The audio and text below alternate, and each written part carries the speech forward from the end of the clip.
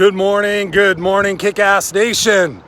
It is I, your No Excuses coach, coming back here, wishing you a good morning, good day, good afternoon, wherever it is that you're at in the world watching this movie, this video. Hey, good morning. At the time of this recording, it's Monday. It's the start of the week. And how often do we feel at the start of the week like, yes, let's go get it. Yes, let's go attack it.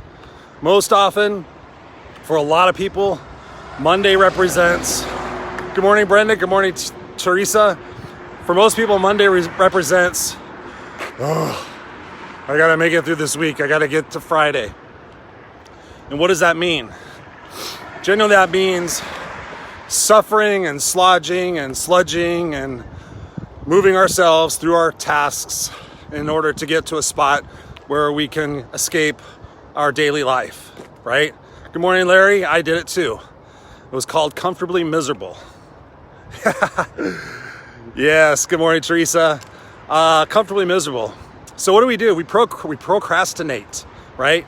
Procrastinate. I talk to a lot of people. They're like, oh, I know I should do this, and I know I need to clean up around the house, and I know I need to get myself in better shape, and I know I need to work on my goals, and I know I need to, and I know I need to, and I know I need to, and everything. Fill it in. Good morning, Katie. Good to see you. Comfortably numb. Yeah, Pink Floyd. I call it comfortably miserable. I think I told you that, Katie, too, as well, when we talked. But procrastination. Why do we procrastinate? I don't feel like it. But let me just stop here for a second for added emphasis. Do we feel like having the results? Do we feel like having the confidence? Do we feel like having the possessions? Do we feel like having the acknowledgement and the significance? Do we feel like radiating? Do we feel like feeling like unstoppable? Yes. But guess what? I'm here to tell you as your No Excuses coach, Mark Gassert. Good morning, Jean-Guy. I always want to say Jean-Guy. I'm American. I look at things phonetically. Jean-Guy from up in Canada. Yeah, procrastination. We always feel like we want the results, but we don't want to put in the effort. And the main thing I want to get a point across in this video is that you have to think about how long it's taken for something to get to the point where it's at, right? We always want the quick pill, the 24-hour class, whatever it is that it might be. But if it's taking you 25 years to get in the physical shape that you're in, you really haven't been working out, you kind of been doing this, you can't expect to do a program for 3 weeks and have it turn your life around. You have to be consistent. Consistency, procrastination and consistency. You have to take a step every day, right? You guys see me do these walk and talks. Some days when I used to do them, I would be in miserable pain. But my goal was always to walk a little bit further, to stretch a little bit farther, to stretch more times throughout the day, to get me progressively walking further, to get me progressively stronger, to get me progressively more confident, to get me progressively off pills and everything else that I used to do. But when I procrastinated and I didn't really feel like doing all my stretches and everything, what's going on, Randy? When I didn't really feel like laying on the floor for 20 minutes and doing my stretches, guess what? I was in pain. But guess what? When I got the fuck out of my own way and said, you know what, Chris? You don't feel like it right now, but you're going to be so thankful and grateful when you do it. And so now I'm walking farther than I've walked in a long time. For some reason, I happen to know how fast I walk. So now I'm back to an 18-minute mile. I don't know if that means anything to you, but for a long time, I was walking a 25-minute mile. I was just walking like this. I was like, okay, I got to walk slow. So what are you procrastinating on? What are you putting to the side? What are you afraid of? What? You're procrastinating for something. Oh, it's going to be hard. Well, guess what? If you keep telling yourself it's going to be hard, guess what it's going to be? Hard. Good morning. I'm trying to read your name. Mary Lisa Helen Johnston. Yes, another one from Canada. Right on. Good to see you. I got a lot of friends up in Canada. Patricia's up in Canada. Serena's up in Canada. Monica's up in Canada. Jean-Guy's up in Canada. I might move to Canada. Hell, who knows? Who knows what's going to happen? I know I'm not procrastinating on my future. Every day I take a step towards it. A few steps towards it. Matter of fact, I'm even going to write a book. Ha! I'm saying it publicly. Thank you, Patricia. I have a bunch of books that are either done or partially done or need to be done. So I'm going to get my procrastination of perfection and just do it. Just do it. Yes, just do it. I have quite a few books. So it's my own perfectionism. It's on my own. Do I want to deal with those memories? Do I have to deal with trying to remember all that shit and put it in order? But it's procrastination. But it's one of the things, one of the vehicles. Let's just say not things, because things really aren't things. Let's identify what things are. What's up, Corey? Good to see you, brother. Thank you for the shout outs, man. I really, really appreciate it. Hey, I'm gonna do the favor. If you guys are interested in real estate investing, you're interested in a really cool dude who could teach you how the complicated stuff works more simply, go check out Corey. He's fucking brilliant. He's an amazing dude. He's a heartfelt dude. So thank you, Corey. Glad I could do that for you. So go check out Corey. He'll show you how to invest in real estate with no money. And I know that sounds kind of crazy, but go check him out. But anyways, procrastination. Yeah. So I'm going to get my book done. It's one of the vehicles that I need to take my career to the next level. Being known as an author, being able to share a book with other podcasts and other shows, and to be known as a subject matter expert. So I have to do that, and I've been procrastinating. I haven't really felt like writing. I used to write a lot, and now I don't feel like it. And it's like, I don't want to do something I don't feel like. You know, we're told that when we're kids. Well, don't do something you don't feel like doing, except for cleaning your room and eat your peas and clean up after yourself. Oh, do all the things I tell you that you don't feel like doing. And then what happens? Serena, what's up? Good morning, beautiful. How are you? My fellow Canadian, I just gave you a shout out a minute ago. Well, no, I'm not a fellow Canadian, but who knows, I might be, depending on what's going on here. Anyways, so we have parents and teachers telling us to do what we don't feel like doing when we're kids, but then what happens? Let's spin around. You spin me right round, baby, right round like a record, baby. Yeah, we become adults, and then there's nobody to tell us to do the shit that we don't feel like doing unless we marry our mother or our father. And a lot of us do that. And then we're pissed off about that. And then we settle and do all that other crap, and then we waste our lives and we're miserable. But I digress. I'm here to talk about procrastination. So what is it that you need to do? What's up, Gabriel? Good to see you. Thank you for being here. Thank you all for being here. So procrastinating, you just got to do this. Let me see if I can just show you here. Representation. If you're overweight, you just do this. If you need to get somewhere, you just do this. You just keep going forward. Serena Buffalino is an example, an excellent example.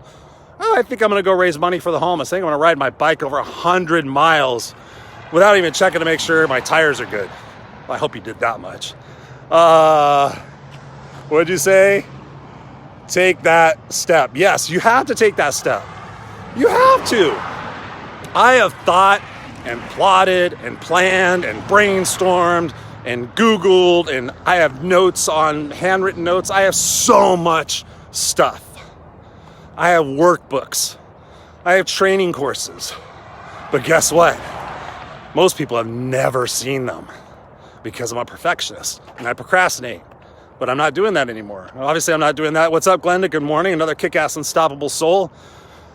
Because I have to set the example. It's not that I procrastinate on every part of my life, but you know, I'm a work in progress too. I am my own best coaching client.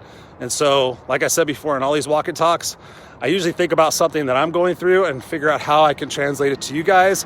Because as I tell it to you, it has to be congruent in my mind. I can't just sit there and tell you guys to not be procrastinating and then go home and sit there and stare at my book. That's just incongruent. So you have to have a set of values for yourself. You have to have a set of a moral compass, a self-respect to sit there and say, even though I don't feel like doing it, I really want the fucking results, right? You want the results. So what kind of legacy can you leave? Who can you be an example to? Do you have friends that are lazy? Do you have friends that procrastinate? Maybe you could be the beacon of light to say, hey, come on, guys, I'm going to do this. I need your support. They may give you your support. They may tell you you're stupid because it's going to make them feel like they're less than. Oh, you're going to go after your dreams, huh, Mr. Smarty Pants? Yeah, I am, because I don't want to fucking regret. I don't want to be 80 years old, look back and say, man, I wish I would have taken more chances. I wish I would have found out what some of those opportunities really were instead of playing it safe for a paycheck so I could stay comfortably miserable. You know what I'm saying? Who's this? What's up, Rob White? Rob White knows about comfortably miserable. My brother, Rob White, knows about comfortably miserable. Talk about that. I'm going to trademark that term. Comfortably miserable. Yeah. Don't spend your life being comfortably miserable. If you want to get off your ass and do stuff, generally you need an accountability partner, you need a coach. I'm just telling you that. telling you that. If I didn't have my coach last year, God knows where my mindset would be right now. God knows. If I didn't have mentors in my life and accountability partners in my life, like Scott and Patricia and Pamela and all you crazy fuckers and Serena, all you guys, Johanna, all you guys, Mark, Larry, Glenda, should I go on? Teresa, all of you amazing people, and I hope I don't forget it. You know, I have you guys in my life. I want to set the example for you guys. And, you know, it just starts with getting out of your own way. What's one thing you can pick? Often we try to pick, okay, I'm going to do 5 things today. Just one thing. Done daily. Compounded over time. Just walking. I'm just getting stronger from walking. I haven't been doing any weights or anything else. I'm just focusing on walking. Let me get some strength going. Let me get some confidence going. Let me not feel like I'm 80 years old. So yeah, you just keep going. So what are you procrastinating on? Go put it on your mirror. Go set some guidelines. Go set some goals. If you want to talk to me, of course, I'm always here. Send me a thing and say, hey, Chris, I want to talk for an hour. I'm still doing my hour strategy sessions, no cost, just my way of paying it forward. So I'll do that for you. I only do them once. So some people have asked me for 2 or 3. It is how I feed myself and take care of my family also. It's become my prime source of income. So I'm not going to give it away anymore, but you're most welcome to have one session with me, because at least I could take one situation you're working on, and within an hour, we could spin your perspective on that. And then you do that, and then you build out, and you start reading books, and you start watching more podcasts, and you start doing more shit, and you start feeling better, and you become more hungry for success. You get out of that vicious cycle of laziness and complacency and self-doubt and fear and all that other shit, and you start feeling better, and you start doing more shit. Just jump, Brenda Bale.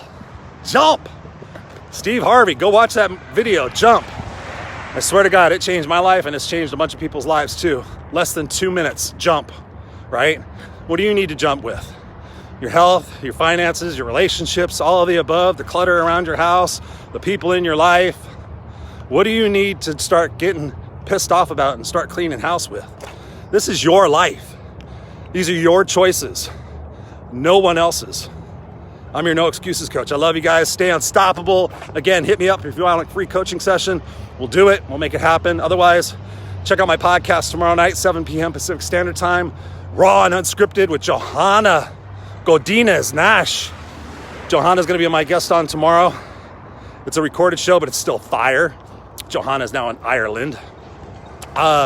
Check that out. And then this Friday, coming up Friday, we've got an amazing show. We're going to be talking to a teacher or teachers about how they're dealing with all of this COVID stuff and dealing what's going on with the kids, what's going on with the teachers, how can we support them, shit like that. So anyways, I love you guys.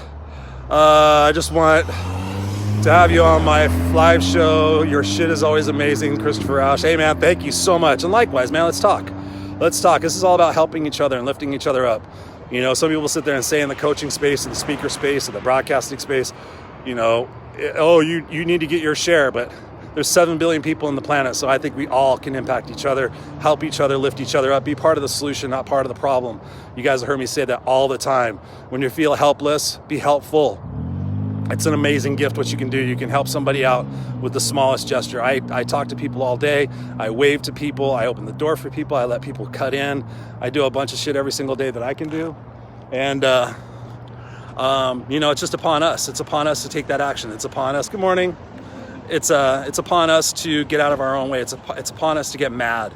You know, I believe in getting angry. I believe in getting frustrated. I believe in taking action, because pain is the greatest leverage point to action. And we want to avoid pain. I don't want pain. Pain hurts. Pain is an amazing motivator, right? Somebody could sit there and tell me, oh, you need to take it easy, Chris. You need to take it easy. I'm like, I'm pushing through the pain, and I'm getting stronger. I'm getting stronger because I don't want to deal with the pills. I don't want to have surgery. So I'm doing everything I possibly can to mitigate that. I'm doing my exercises when I don't feel like it, because I think about, do I want the result? Yes or no? Yes. Then do it. That's all you got to do. 5, 4, 3, 2, 1. Mel Robbins talks about it. Go watch that. If you haven't watched that, Mel Robbins, 5, 4, 3, 2, 1. She does a TED Talk on it, I believe. Go absorb that shit. I studied her for like 2 weeks, and I studied every interview that she was on. I was like, 5, 4, 3, 2, 1. It's brilliant. You have to talk yourself. You got to take action before you talk yourself out of it, because your brain is going to be like, oh, I don't want to get up at 5 o'clock. Just 5 more minutes. 10 more minutes will make me feel so much better. It's a load of crap. Just get the fuck up. Just get up. Just get up. I still do it. I'm not perfect. But I tell you what, I'm a hell of a lot better than I used to be, and that just continues to improve because every time I do it and I get up, I sit there and I look back and I go, I'm glad I did that. I'm glad I didn't tell myself 20 more minutes so then I would have to be, rushing around to do something. That I have a few more minutes in the morning to be calm and peaceful and maybe meditate for a few minutes and read something that puts my mind at ease, whether it's the Bible or a self-help book. I listened to The Untethered Soul for like the 7th time over the last 2 weeks because I just knew I needed that in the morning just to set my mind right. So what it is that you're going to do, how are you going to make your mind right? How are you going to start your day? How are you going to continue your day? What are you going to measure your day by, right? That's what you have to do. That's why I'm your No Excuses coach, because I come here and I share this shit. So stop procrastinating on your life. It's your life. You only get one chance, man. I'm serious. I watched a documentary yesterday by David Attenborough. I really don't know who he is, but he did this whole documentary. Apparently he's been doing documentaries all of his life on nature and the earth and everything. And I saw a very disturbing one yesterday. And of course, you'd have to go fact check and everything. But at the same time, they're talking about our world. Our world. Our world. I don't care what fucking Republican, Democrat, tall, fat, short, straight, gay, whatever label. Our world, this beautiful piece of majesty here, if we don't start taking better care of it, it's not going to be here. It's going to be hell. And I'm not even telling you that as a conspiracy thing. Like, again, what's up, Trish? Good to see you. Go watch it. It's a David Attenborough documentary. And from what I understand, again, I'm not well versed on who's the expert in those situations, but I believe he's an expert. So we got to band together and take care of bigger shit than, what's going on with masks and everything else and vaccines and da-da-da. We have to take care of our world because, ice caps are melting. A lot of shit's happening. People are getting greedy and they don't realize what they're doing to our planet. So again, that's just a side conversation. But again, we have to stand up. We have to be strong. This is the time to get strong. This is the time to bust your ass. This is a time to get uncomfortable. This is a time for blood, sweat, and tears. This is a time to let go of what's not working for you and let go of who's not working for you. I'm sorry, but that's true. Sometimes you have to say bye-bye. You have to say bye-bye. Family, friends, husbands, wives, whatever, even kids. I have coached people, and as tough as it was, I coach people to say goodbye to their kids, right? Sometimes you gotta say goodbye to say hello to what's next. All right, I love you guys. I'm trying to keep these a little shorter. I realized I used to do them like 10 minutes, but the other one I noticed was 20 minutes. So I love you guys. Thank you so much for being here. Share the shit if you really find it passionate and you find it impactful. I really do appreciate it. My whole goal in life is just to reach as many of you as much as I can while I'm here and get through to everybody's mind that we're more similar than we are different, that we do have the power to change our lives at any particular moment. We have technology. There's no excuse. There's no excuse for I don't have time. There's no excuse for I don't know how. There's no excuse for I don't have resources. And notice I didn't say money. I said resources, right? What is it that you can sell? What is it that you can start, making? What is it that you can start doing? Can you go around your neighborhood and pick up dog shit for $5 a day? $2 a day? I don't know. Do something. Do something, all right? I love you guys. Stay kick ass. And we'll talk soon. Don't forget, hit me up if you want that coaching session. I'll take care of you and we'll have a good time doing it, all right? I love you guys. Peace out.